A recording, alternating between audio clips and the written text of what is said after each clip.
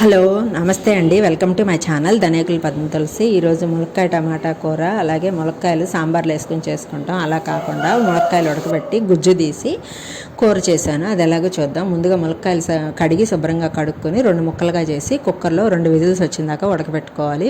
చల్లారిన తర్వాత వాటిలో నుంచి గుజ్జు తీసి పక్కన పెట్టుకోవాలి.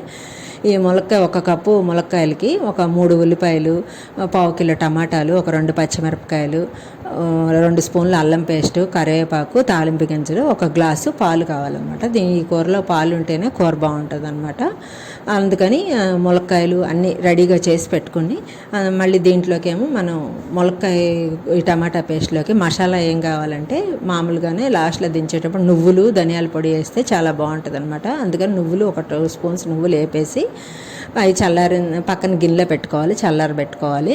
తర్వాత అదే ప్యాన్లో ఒక 2 గరిటెలు నూనె వేసి, నూనె కాలిన తర్వాత అందులో శనగపప్పు, సాయమినపప్పు, ఆవాలు, జీలకర్ర ఒకదాని తర్వాత ఒకటి వేసి అవి ఏగనివ్వాలన్నమాట. తాలింపు వేగిన తర్వాత మనం పచ్చిమిరపకాయలు వేసుకోవాలి. పచ్చిమిరపకాయలు వేసేటప్పుడు కొద్ది చిటపట అంటాయి అని చెప్పేసి మూత పెడితే మనకి పైకి పేలవన్నమాట. పచ్చిమిరపకాయలు కొద్దిగా వేగిన తర్వాత కరివేపాకు కూడా అలాగే, కరివేపాకు వేసినప్పుడు కూడా చిటపట అంటుంది కదా, అందుకని కొద్దిగా మూత పెట్టేసుకుంటే మన మీద పడదు. ఆ 2 వేగిన తర్వాత ఉల్లిపాయలు వేసుకోవాలన్నమాట. ఉల్లిపాయలు వేసుకున్నప్పుడు కొద్దిగా ఉప్పు వేసుకుంటే ఉల్లిపాయలు కొద్దిగా తొందరగా ఎగుతాయి. ఉప్పుతో పాటు కొద్దిగా పసుపు కూడా వేసుకుని అదంతా కలిపేసి ఒక 5 నిమిషాలు మూత పెడితే ఉల్లిపాయలు మగ్గిపోతాయి అన్నమాట. అలా ఉల్లిపాయలు కొంచెం వేగితేనే ఈ గుజ్జు కూరకి బాగుంటుంది. ఉల్లిపాయలు వేగాలి. ఉల్లిపాయలు వేగిన తర్వాత దాంట్లో ఒక 2 స్పూన్స్ అల్లం పేస్ట్ వేసుకోవాలి. ఆ అల్లం పేస్ట్ వేసినప్పుడు అది మాడిపోకుండా కొద్దిగా నీళ్ళు వేసుకుని కలిపితే అల్లం పేస్ట్ మాడకుండా ఉంటుంది. అల్లం పచ్చివాసన పోయేదాకా వేపుకొని తర్వాత మనం 1/4 కిలో టమాటాలు ఉన్నాయి కదా, ఆ 1/4 కిలో టమాటాలు వేసి కొద్దిగా ఉప్పు, దీనికి కూరకు తగ్గట్టుగా 2 స్పూన్లు కారం వేసుకొని అంతా కలిపేసుకొని ఆ టమాటాలు కొద్దిగా ఉడకనివ్వాలి. టమాటాలు ఎంత దగ్గరగా ఉడికితేనే కూరలో గుజ్జు వస్తుంది అనమాట. అందుకని టమాటాలు మూత పెట్టేసి ఒక టమాటాలు మగ్గిందాకా ఉడకబెట్టుకోవాలి. అలాగా టమాటాలు ఉడికిందో చూసుకొని అందులో మనం మూత పెట్టేసి పెట్టుకుంటే ఒక 2 నిమిషాలు అయినాక ఒక టమాటాలు ఉడుకుతాయి అనమాట. ఈలోపు మనం మసాలా నువ్వులు ఆరిపోయినాయి కదా, దాని మిక్సీలో వేసుకొని దాంట్లో ఒక 2 స్పూన్లు ధనియాల పొడి వేసుకొని అది మిక్సీ చేసి గిన్నెలో వేసి పక్కన పెట్టుకోవాలి. అలాగే తర్వాత ఈ టమాటాలు ఉడికినాయేమో చూసుకొని అందులో మనం ముందుగా గుజ్జు చేసి పెట్టుకున్నాం కదా ములక్కాయలు, ఆ గుజ్జు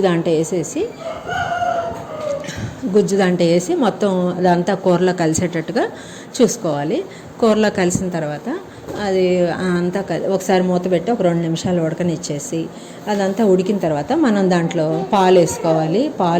ఈ కూరలోకి పాలు ఉంటేనే బాగుంటుంది అనమాట, టేస్ట్గా ఉంటుంది.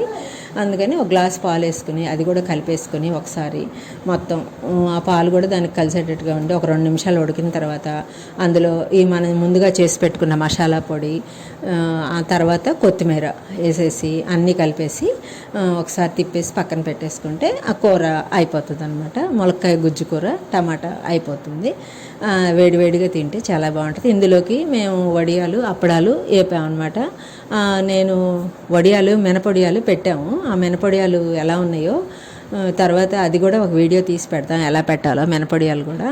అలాగే ఈ ములక్కాయలతోటి కూడా నేను ఒక ములక్కాయలు కలిపేసి గుజ్జు మినపొడియాల్లో వేసి పెట్టాను అనమాట.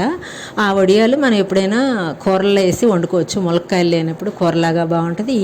ఈ మినపొడియాలతో కూడా కూర చేసుకుంటారు చాలామంది. అలాగే నేను మినపవాటిలో ములక్కాయ గుజ్జు కలిపి వడియాలు పెట్టాను.